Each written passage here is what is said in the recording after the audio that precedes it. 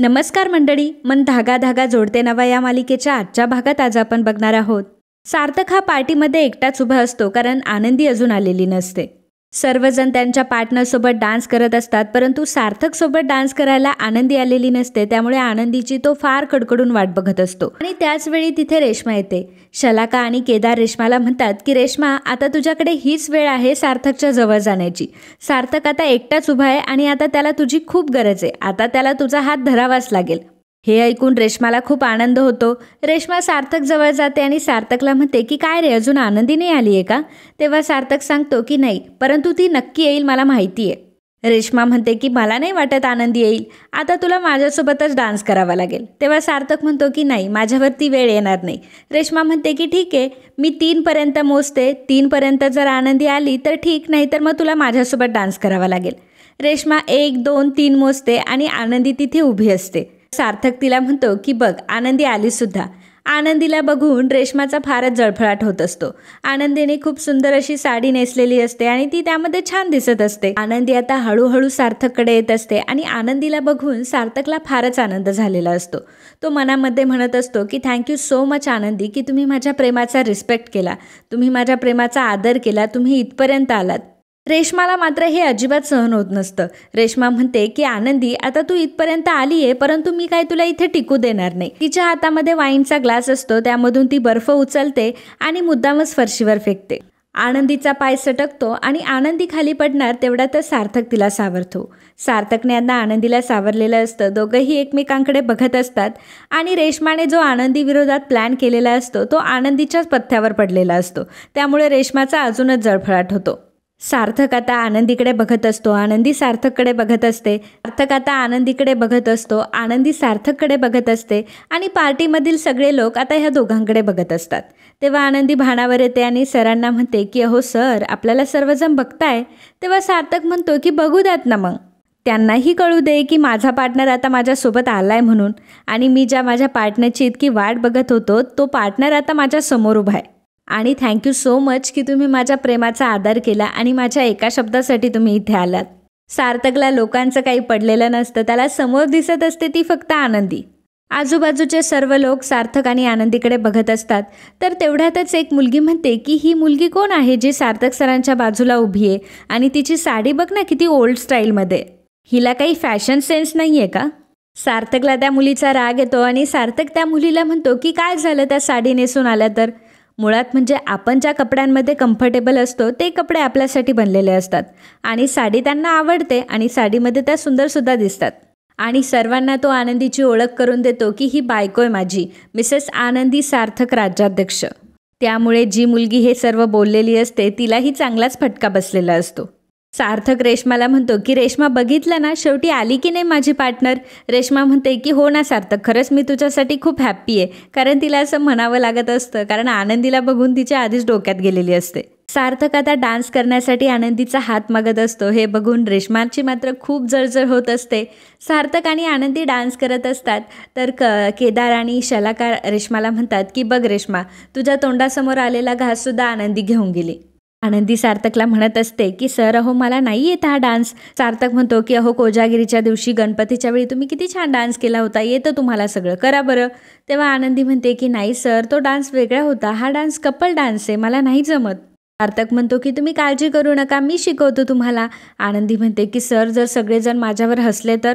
सार्थक म्हणतो की तुम्ही आता माझ्याकडून शिकणार आहात की नाही? आणि माझे बाबा नेहमी म्हणतात की हसणाऱ्याचे दात दिसतात आणि शिकणाऱ्याचे स्किल दिसतात.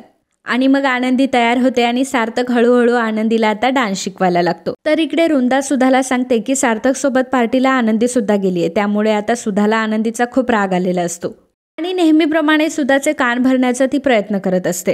वृंदा सुधाला म्हणत असते की मला तर आता आनंदीची भीतीच वाटायला लागली आहे. सुधा म्हणते की का गं? तेव्हा वृंदा म्हणते की मला भीती वाटते की ती माझ्या विरोधात पोलीस कंप्लेंट करेल की काय.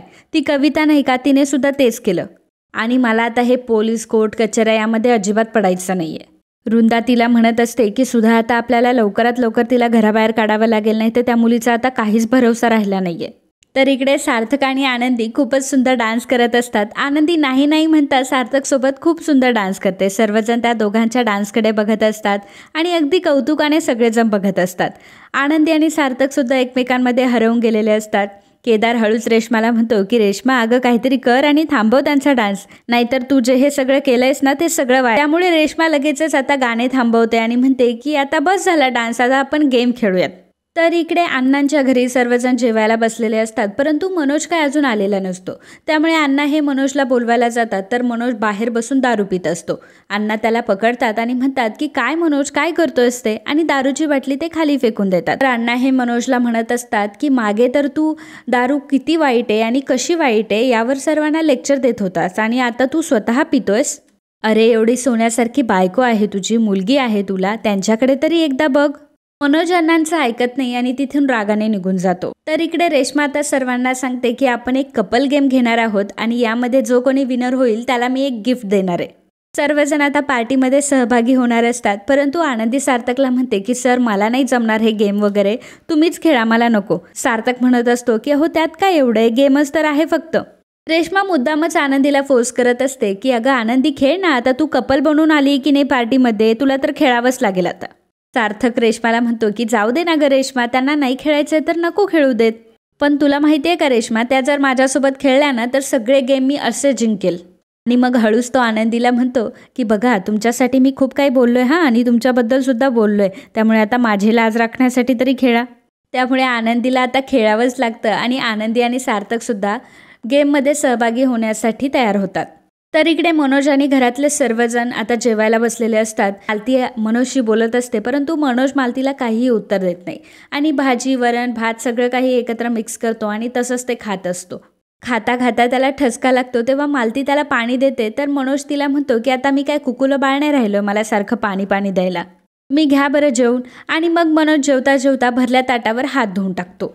मालती म्हणते की अरे मनोज काय चाललंय तुझं, हे भरल्या ताटामध्ये का हात धुतोय. मनोज त्यांचं काही ऐकत नाही आणि तिथून रागाने निघून जातो. अण्णांना हे सर्व माहीत असतं की तो हे सर्व का करतोय. तर इकडे पहिल्या गेममध्ये शलाका आणि केदार जिंकलेले असतात. रेश्मा सर्व कपल्सला दुसरा गेम समजावून सांगते की दोघांच्याही कपाळामध्ये एक बलून पकडायचा आहे आणि गेम पार पाडायचा आहे.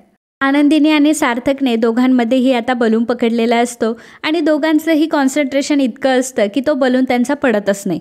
सर्वांचे बलून आता खाली पडलेले असतात आणि सार्थक आणि आनंदी त्या गेममध्ये विजयी झालेले असतात. सर्वजण त्या दोघांचं कौतुक करत असतात. तर सार्थक आनंदीकडे बघून म्हणत असतो की जसं हा गेम जिंकलो ना आपण, तसं आपण आयुष्याचा गेम देखील जिंकू आणि तुमचं मनसुद्धा मी असंच जिंकणार आहे. आणि मित्रांनो आजचा हा भाग इथेच संपतो. रात्रीच्या वेळी वृंदा ही आदर्शला विचारते की आदर्श तू इथे काय करतोयस, तेव्हा आदर्श म्हणतो की तुझ्यावर लक्ष ठेवतोय, काय काय उच्चापता करते ना तेच बघतोय. आणि काय ग तू त्या आनंदीला पार्टीला जाऊ नको असं धमकावलंस का.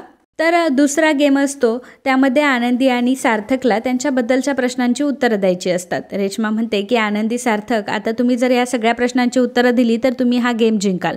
रेश्मा आनंदीला विचारते की सार्थकचा फेवरेट कलर कोणता आहे. त्यावर आनंदी म्हणते की ग्रीन. म्हणते की चुकलंय तुझं, कारण सार्थकचा आवडता रंग आहे ब्ल्यू.